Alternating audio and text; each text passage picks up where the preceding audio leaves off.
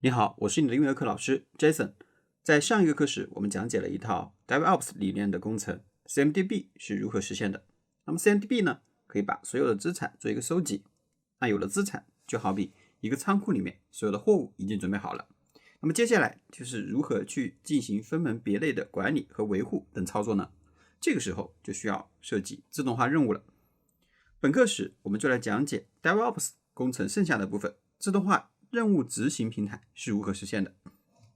在这一套自动化任务执行平台的工程中，主要用到了 Ansible 的模块。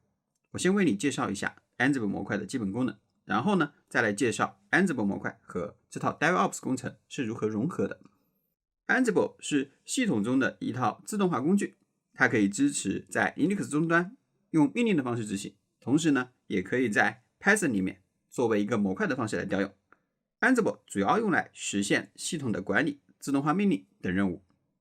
Ansible 这个工具的应用主要有两种方式，第一种呢是 ad hoc， 也就是命令模式；第二种呢是 playbook， 那就是剧本的模式。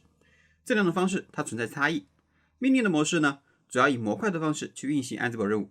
而 playbook 呢，则可以是一个剧本，相当于有一个已经写好命令的执行化记录文件。playbook 只需要按照这个执行的文件要求来做自动化任务就可以了。Playbook 比 ad hoc 的场景呢，它会应用的更加丰富，而且呢，运维管理呢更加方便。在 Playbook 的基础上，如果你想要将 Ansible 应用的更加灵活，如有整体的工程化结构管理，或者说需要有更大的运维自动化的场景需求，那我们可以使用Rollups 这种工程方式来实做 Ansible 的任务。Rollups 呢，可以理解为是基于 Playbook 的一套丰富的工程化结构使用方式，它比呢一般的 Playbook 这种剧本任务呢，更加的适合在更大的工程化场景里面来使用。讲到了 Ansible， 我们先来了解安装 Ansible 必要的两个配置文件。一个呢是 Ansible CFG， 它呢是一个全局性的配置文件，可以用来配置 Ansible 全局性的一些变量和设置。第二个呢就是 Hosts， 这个文件主要是用来配置 Ansible 主机资产管理的相关信息。通过 Ansible 来做自动化任务，需要在 Hosts 这个文件里面配置它相关的资产管理信息，如 IP 信息、SH 连接信息、主机名、主机组分类等等。我们刚刚讲到了 ad hoc 的模式介绍，它的终端的执行方式呢是这样的：前面是 Ansible 命令，后面呢加执行的目标主机，或者是主机组，或者通过模式匹配呢来匹配批量的主机来执行这个 ad hoc 的命令。举个例子，我这里用到 Ansible 的命令执行，那它对呢 testserver 1这一台主机名的主机呢来执行任务。-m 它表示执行的是什么样的一个模块任务。那 shell 呢，就是这个里面用到的 ad hoc 的其中的一个模块。-a 则代表在调用这个 shell 模块里面它执行的具体命令和参数，如我这里是 touch 一个 temp 的 jasonc.txt 的 file 一个文件，那它代表就是创建一个新的文件这样的一个命令了。Playbook 是 Ansible 的另外一种模式，需要根据 YAML 或者是 Playbook 的语法要求来写一个剧本。这个剧本呢是以 YML 作为格式。我们看到这样的一张图，在执行同样一个我刚讲到的任务，它的剧本展示如上。在这里呢，定义了主机、执行的对象、执行的用户，并且呢定义了一个变量。那 Tasks 是 Playbook 具体要执行的任务，这里是任务名称。那 shell touch 一个 temp 下的文件，我们看到 touch 命令后面加了一个文件，是用到了一个变量 touch file 的方式呢来引用的。在做一个更大规模的自动化任务时，用 Playbook 的这种方式呢，整体效果呢会更好，因为它可以把很多东西呢抽上到剧本的这种方式呢来进行管理。这就是 Playbook 的执行方式了。Ansible Playbook 后面呢加我们写好的 Playbook 的剧本文件，最后呢加选项，就可以执行 Playbook 的剧本任务了。刚我们讲到了 ad hoc 和 Playbook 它们的执行用例，我们再来讲讲 Rollups。Rollups 呢是一个大型任务场景里面执行一个整体工程化的任务。我们看到 Rollups 呢有一个特定结构的目录结构，如图所示。接下来我们来讲解一下这个示例的结构。首先呢，来看看 Files 这个文件目录。这个文件目录是在 Rollups 这个工程里面用于存放所需要自动化任务执行的文件内容，比如说源代码、工程所需的安装文件等等。Production 呢，主要是存放线上环境的配置文件，如 Tomcat 中的10.2秒。接下来我们来讲一下 Rollers 目录。那它呢，主要是存放定义的角色。举个例子，我们部署一套 Java 的外部服务，那通常呢是需要通过 Nginx 这个组件呢来做代理。我们需要部署呢 JDK 的环境和 Tomcat。那这个的话就一共有3个角色，分别是 Nginx、JDK 和 Tomcat。这些角色啊，他们都有各自需要执行的自动化任务。我们就可以在 Rollers 这个目录里面去定义各自的 Playbook 相关的任务。所有的角色呢都需要调用一些公共文件，我们就可以把公共的文件呢放入到与 Rollers 同一层级的这些目录结构之中。Production 主要是存放的线上的配置文件，而 Staging 这个目录呢则是存放线下使用的配置文件。那它们的主要区别是存放的配置文件针对的环境是不同的。Templates 这个目录主要是存放一些模板相关的配置，我们可以把一些 HTML 的模板或者说模板的配置放入到 Templates 这个目录下。那最后呢，就是 Web Server.yam 这个文件，那它呢是一个主要执行这个剧本的配置文件了。我们部署这套自动化工程时，就可以通过 Ansible 加 Web Server.yam 这个文件呢，来整体执行 Rollers 工程剧本。以上呢就是一个 Rollers 的样例。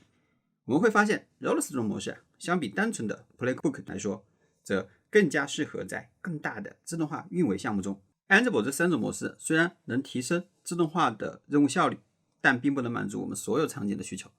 你可以思考一下，首先我们需要把已有的 CMDB 的系统和 Ansible 来做融合。那如果是通过 Ansible 本身的 hosts 或者 groups 这种配置文件做主机管理，那么怎么和已有的 CMDB 系统来进行融合呢？那第二点，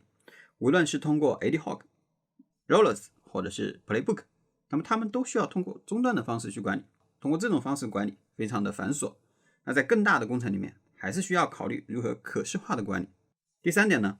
如果你需要更加贴近于你自己的公司的架构和业务系统，就需要去做一些自定场景的功能或者性能的优化。而在这个时候，完全通过开源的 Ansible 这种默认的模式来做的话，就可能会遇到局限性了。而这个时候，我们就需要考虑自己来搭建一套自动化的任务执行平台。那接下来呢，我来讲解一下，在这个课时里面，我们的这一套自动化任务执行平台是如何来实现的。在学习这一部分内容之前，你需要了解 Ansible 的基础使用、Python 的基础开发以及 Django 的一些基础。接下来我们来讲一下这个工程的设计理念是如何实现的。首先我们来讲解这个工程理念中的后台设计这一部分。我们会看到用户端整体的一个请求过程。首先呢，用户端呢通过浏览器发送 POST-GET 请求，也就是把需要执行的任务呢发送给后端，后端呢来具体执行。这里会看到最右侧用到了3个数据库的存储服务，分别是 MySQL、Redis 和 Mongo。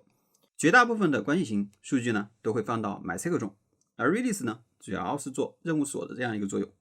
自动化的任务场景里面，我们不希望任务呢重复的被执行，或者说我在执行一个任务的时候，不希望再有任务呢来调用，所以这个时候就可以在 Redis 呢加一把锁。最后呢是 Mongo， 那 Mongo 呢主要是用于记录日志的，这样呢方便溯源。当我们要查找一个自动化任务执行的过程在哪一个位置出现了相关的问题，那我们就可以通过 Mongo 的日志呢来进行分析。在这个主体工程中，第一层呢就是 API 层，它用于接收用户的请求，并且呢调用核心层的具体逻辑。这里的逻辑层是通过Django框架所开发的，通过它呢开发了一个前端的 API 层和核心层，同时呢会调用底层的 Ansible 模块。那 Ansible 呢本身可以作为 Python 的模块。最后呢是输出并执行任务。工程会从 MySQL 里面呢先把主机相关的信息呢提取出来，然后呢对这些目标对象呢执行具体的自动化任务了。在前面的这张图示里面，我们大概介绍了用户从请求自动化任务到中间逻辑的具体执行需要调用哪一些服务。接下来我们再来讲一讲这套工程中整体的一个技术栈使用。这个工程呢是用 Python 3.6 和 Django 1.8 所开发的。Ansible 呢用到了 Ansible 2.4.1 的这个版本，演示环境呢用到的是 MySQL 5.7 和 Redis 4.1 的版本。同时呢你需要一个开发的工具，这里呢推荐大家 PyCharm 这个工具。你可以用 PyCharm 这个工具呢打开源码，源码呢请在课程的最后链接中下载。安装方式请大家参考课程10里面的安装内容。这里呢就不再重复讲解了。下面我们来看一下